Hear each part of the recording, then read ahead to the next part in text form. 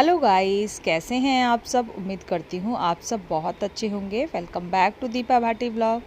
सो guys, ये vlog है Thursday का और टाइम हुआ होगा 10 या सवा 10 बजे का टाइम हुआ है मॉर्निंग का। तो अभी नाश्ता नहीं बना था। नाश्ते में केवल मैंने पराठे ही बना करके रखे थे। जब हस्बैंड के लिए खाना बनाया था तभी मैंने पराठे बना लिए थे और सब्ज़ी इतनी ही थी जो हस्बैंड ले गए।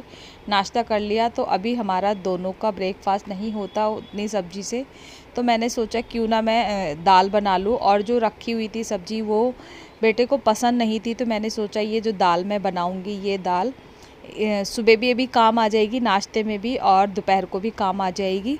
तो मैंने पीस लिया था टमाटर और हरी मिर्च का पेस्ट बना लिया था और तेल में मैंने डाल दिया है ज़ीरा और हींग। उसके बाद उसको पकने के बाद मैंने डाल दिए हैं पेस्ट डाल दिया है और उसके बाद मैंने डाल दिए हैं मसाले, बेसिक मसाले ही डाले हैं। और मसाले को अच्छे से पकने के बाद मैंने डाल दी है दाल को थोड़ी देर के लिए मैंने 10 से 15 मिनट के लिए मैंने भिगो दिया था, जिससे ना वो थोड़ी जल्दी बन जाती है। और दाल डालने के बाद अच्छे से मिक्स कर दिया है और मिक्स करने के बाद मैंने डाल दिया है इसमें पानी। जितना मुझे पतली रखनी है या थिक रखनी है उसके हिसाब से मैंने डाल दिया है इसके अंदर पानी। और अभी ज़्यादा काम नहीं किया है, सिर्फ मैंने अंदर के दोनों बेड बनाए थे और सुबह लगाई थी झाड़ू। जिस एक कमरे में तो सुबह ही पोछा लग जाता है, लेकिन ज़्यादा काम नहीं हुआ था। और इसके बाद फिर करेंगे ब्रेकफास्ट अपना। और ब्रेकफास्ट करने से पहले मैंने सोचा चलिए अभी दाल बनी रही है तो मैं फिर लगा लेती हूँ यहाँ पर, मतलब साफ़ कर लेती हूँ अपने किचन को। तो मैं ये जो गैस स्टोव है ना, इस पर मैंने अच्छे तरीके से साबुन लगा लिया है और साबुन लगाने के बाद इसको मैं एक कपड़े से साफ़ कर दूँगी अच्छे तरीके से। और थोड़ा जल्दी जल्दी मैं इस तरीके से ही करती रहती हूँ क्योंकि इससे ना चिकनाहट वगैरह जो है वो चली जाती है।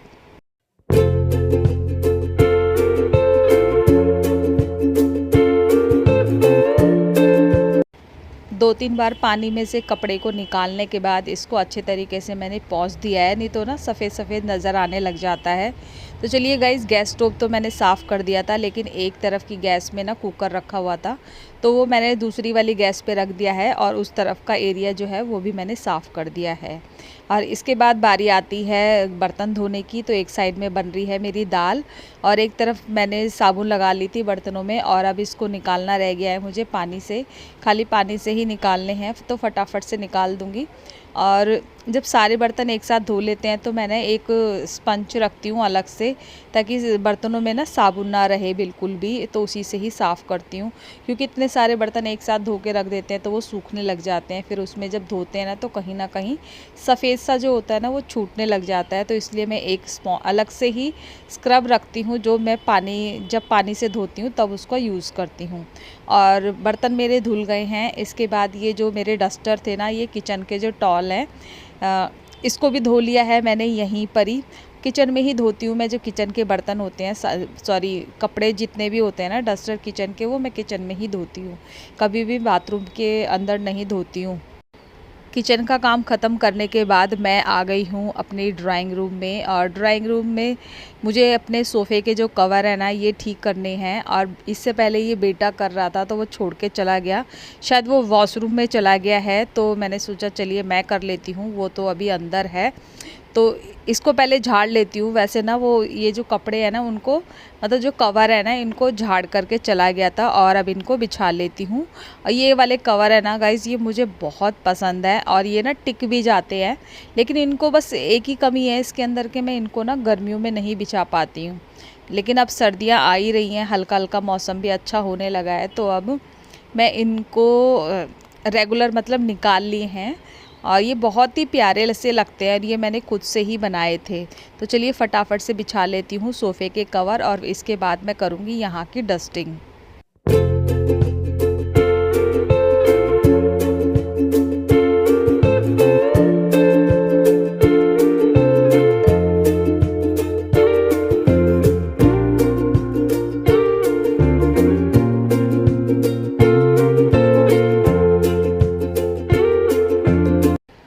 सोफ़े के कवर बिछा दिए हैं मैंने और ये कुछ कपड़े रखे हुए थे जो धुलने के लिए मुझे डालने हैं। और इसके बाद मुझे करनी है बाहर की डस्टिंग। अंदर की डस्टिंग मैंने पहले ही कर दी थी, जब मैंने बेड बनाया था तभी डस्टिंग कर दी थी साथ के साथ ही। और बहुत दिनों के बाद मेरा नॉर्मल रूटीन आ रहा है। नहीं तो दिवाली की क्लीनिंग, दिवाली की डेकोरेशन, सफाइयाँ, यही सब चल रही थी। दिवाली सेलिब्रेशन सब यही जो व्लॉग थे ना वही आ रहे थे। और दिवाली के व्लॉग के बाद मैंने कुछ भी शूट नहीं किया था और ना ही मैंने भाई दूज का शूट किया। पता नहीं, मेरा मन ही नहीं कर रहा था और थोड़ी सी मेरे फ़ोन में भी प्रॉब्लम हो रही थी, तो मैंने शूट नहीं किया क्योंकि फिर उसकी क्लियरिटी उतनी नहीं आती, तो मेरा मन नहीं किया था। और सीधा उसके बाद मैंने फिर अब किया है। काफ़ी दिन हो गए थे मुझे व्लॉग बनाए हुए, तो इससे पहले वाला जो व्लॉग है दिवाली का जो गया है वो एक दिन पहले ही मैंने डाला था। तो चलिए गाइज़, वहाँ का सारा काम करके आ गई हूँ मैं। और अब मुझे धोने थे थोड़े से कपड़े। वैसे तो ये थर्सडे वाला दिन था, मैं उस दिन कपड़े नहीं धोती हूँ। जो वैसे वाले कपड़े थे ना जो मैंने हटाए थे सोफ़े पे से, वो कपड़े मैंने रख दिए हैं अगले दिन के धोने के लिए। और बाकी ये जो जैसे अंडरवेयर वगैरह होते हैं इनके, और सैंडो बनियान है और सॉक्स है ना, ये मैंने धो दिए थे। और कुछ मैंने बाहर की चप्पलें वगैरह ला करके रखी थी, तो 3-4 जोड़ी थे। ये ना मतलब बाहर कभी कभी आने जाने में ही पहनते हैं, और त्योहार वगैरह पे जैसे कहीं बाहर जाना होता है या तब पहनते हैं, नहीं तो जो रेगुलर है ना तब नहीं पहनती हूँ। और कभी भी ना मैं बाहर की चप्पल, जब पहनी हुई चप्पल कभी भी अंदर नहीं रखती हूँ बिना धोए। ये हमेशा ऐसे ही मेरी आदत है। मुझे पता नहीं क्यों घिन जैसी आती है, अच्छा नहीं लगता है मुझे बिल्कुल भी। और ये जो येलो वाली चप्पल है ये है मेरी रेगुलर पहनने वाली, तो मैंने सोचा चलिए इनको भी धो रही हूँ तो साथ में ये 1-2 जोड़ी और धो देती हूँ। और हस्बैंड की भी धोई थी मैंने, और बेटे के जो शूज़ है ना वो भी धोए थे, तो साथ साथ में ना ये भी धो ही दूँगी। और इसके बाद जो मेरे ये जो मैंने नहाने के बाद जो मैंने कपड़े पहने हुए हैं ना, इनको भी धो दूँगी, क्योंकि फिर ये ना गीले हो जाते हैं। जब मैं पोछा वगैरह लगाती हूँ ना तो सारी गीली हो जाती हूँ मैं। तो चलिए गाइज़, जूते तो सारे मतलब जूते चप्पल जितने भी थे धो लिए थे। अभी तो मैं इनको वॉश बेसिन में ही रख दूँगी। फिर नहाने के बाद छत पर इनको रख कर आऊँगी, और 1-2 जोड़ी मैं नीचे ही रख लूँगी जो डेली पहनते हैं अंदर बाहर में, मतलब जो रेगुलर पहनते हैं उनको। गाइज़, नहाने के बाद मैंने चावल रख दिए हैं उबालने के लिए, क्योंकि दाल तो मैंने पहले ही बना ली थी। इधर रख दिए हैं चावल, आज बॉयल करके बन रहे हैं।